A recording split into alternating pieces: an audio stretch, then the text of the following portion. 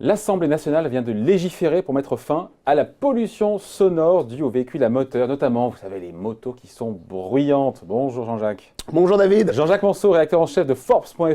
J'ai envie de dire, il était temps. Je pense que c'était effectivement, il était réellement temps.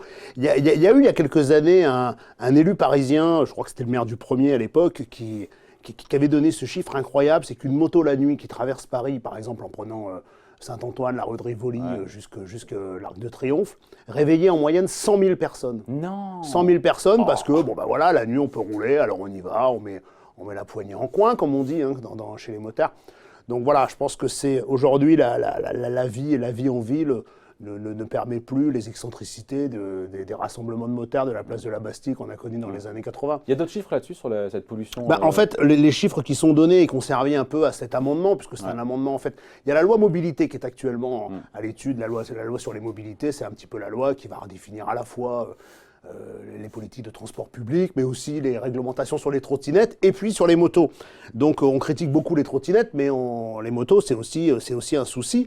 En fait, Bruit Paris, qui établit un petit peu des statistiques, a montré que 44% des franciliens se plaignent du bruit des deux roues. 9 franciliens sur 10 sont d'accord pour qu'il soit contrôlé. C'est-à-dire que ce n'est pas le bruit des deux roues en général qui est problématique. Il y a une réglementation assez stricte qui fait que les deux roues sont limitées à 80 décibels pour les motos les plus puissantes.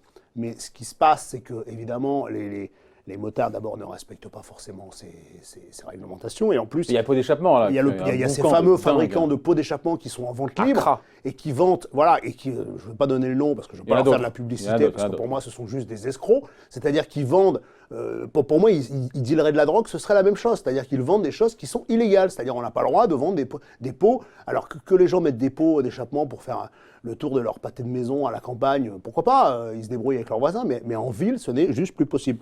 Donc l'idée de l'amendement, c'est de mettre à l'étude des radars de bruit. C'est ça le sujet, voilà. Voilà, de mettre à l'étude des radars de bruit, c'est-à-dire des radars qui sont... C'est compliqué le bruit, parce qu'évidemment, il faut prouver que le bruit vient bien de telle moto, pas de telle autre moto ou de telle voiture, parce qu'il pourrait y avoir aussi bien une Ferrari qui passe à ce moment-là, il faudrait l'isoler. Donc en fait, Bruit Paris a créé des radars, ça s'appelle les radars Méduse, en fait, qui sont capables d'isoler un bruit parmi d'autres et de mesurer ce bruit. Et donc, ce radar qui, pour l'instant, mesure le bruit, s'il était simplement couplé avec un appareil photo, puisque le principe d'un radar, c'est un calculateur de vitesse avec un appareil photo, eh bien, il pourrait photographier les plaques des motos qui font du bruit. Mais il existe déjà ce radar anti-bruit là ? Oui, il y a eu des tests. Il y a des tests. En fait, je dirais que toutes les capitales européennes, c'est pas simplement, il faut arrêter avec les motards qui nous disent que la France est liberticide pour les motards. Toutes les capitales européennes ont ces problématiques. Londres a déjà testé ces radars. Elle commence à les tester. Alors, ils ne sont pas encore complètement généralisés, mais elle commence à travailler dessus. Madrid est allé encore plus loin, puisque eux, ils ont juste interdit les motos la nuit. Donc, voilà, donc il y a un moment, il faut aussi que les gens se rendent compte que... Donc c'est grâce à ce radar que... Ce radar, donc en fait, il sera mis en place et ce radar permettra d'isoler, notamment sur des axes très roulants, comme on en parlait, comme la rue de Rivoli, permettra de sanctionner les motards qui font trop de bruit, qui ont un pot qui n'est pas réglementaire. Voilà. Aujourd'hui, c'est sanctionné, mais il faut qu'il soit arrêté.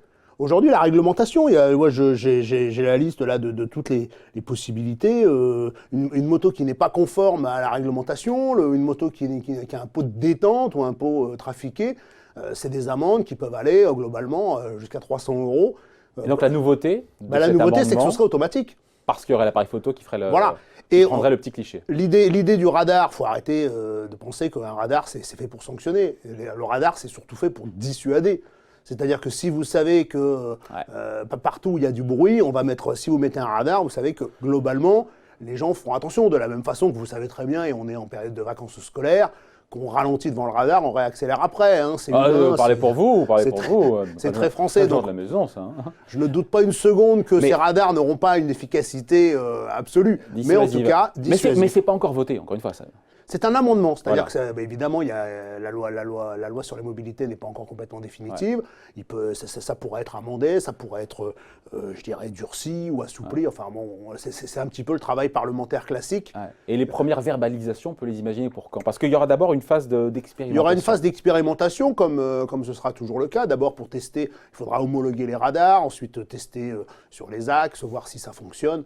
Moi, je pense qu'on peut estimer que d'ici à 2 ans, il y aura les premiers. On sait déjà à peu près radars où ce sera expérimenté ou pas du tout? Ça va être expérimenté à Paris, en ville, parce que le principal intérêt, c'est la ville, puisque l'objectif n'est pas, encore une fois, de brimer les motos, comme ils ont souvent tendance à le croire, mais l'objectif, c'est juste de laisser les gens dormir. On voit bien en période de canicule comment vous voulez dormir fenêtre ouverte avec des motards qui passent la poignée en coin en bas de votre rue. C'est juste impossible. Donc il y a un moment, on sait qu'il y aura de plus en plus de canicules, on sait que de toute manière, la circulation à Paris, elle va se réduire, mais plus le nombre de voitures se réduit, et finalement, plus les déplacements alternatifs se multiplient, notamment les motos. Moins il y aura de bruit. Voilà, et moins il y aura de bruit. Après, quand tout le monde sera passé à l'électrique, on voit bien que Harley-Davidson, qui n'est pas connu pour la discrétion de ses moteurs, commence à faire des motos électriques. Alors, c'est pas dit s'ils mettront pas un bruiteur pour compenser. Parce que il paraît que le bruit est un élément important dans les Harley-Davidson. Mais on voit bien qu'un jour, d'ici à 10 ans, il y aura un parc de motos électriques qui sera fort. Donc, voilà, mais Donc d'ici 2 ans, ça sera expérimenté en tant que ce soit voté, et on finit là-dessus. Les amendes, combien? D'ailleurs, il sera quoi l'amende? Moi, je ne suis pas législateur, mais enfin, on peut imaginer que ce sera... Non, mais si tout existe déjà, si dans la loi, il y a déjà des amendes qui sont prévues. Dans la loi, en fait, c'est 135 €, modification d'impôt d'échappement qui le rend non conforme. Voilà, l'article R324, alinéa 3, 135 €. Donc, modification d'impôt, non-homologation. Donc, je vous dis, ça peut aller 135 € plus 11 € plus 135. On peut aller jusqu'à 330 € d'amende parce que, globalement, quand la personne a changé son pot, elle cumule les effractions. Voilà, on voulait vous en parler donc de ces bientôt des radars contre les motos bruyantes. On regarde la couverture effectivement du trimestriel Forbes. Voilà, avec une femme d'influence en couverture et en dossier éco. En dossier éco, un dossier sur les fintech et un dossier sur les femmes d'influence qui comptent, puisque sport, business, culture, réseaux sociaux, on a fait un petit peu la cartographie de toutes les femmes d'influence. On voit aujourd'hui que l'une des femmes d'influence de l'année dernière, Christine Lagarde, vient d'être nommée à la tête de la BCE. Oui, troisième femme la plus puissante du monde. Voilà, donc quelque part, Forbes est un petit peu en avance. Voilà, elle avait été élue parmi les 3 femmes les plus influentes 2018, et je pense qu'elle va continuer à avoir un rôle important en 2019. Voilà, à lire donc dans Forbes. Merci Jean-Jacques. Merci David.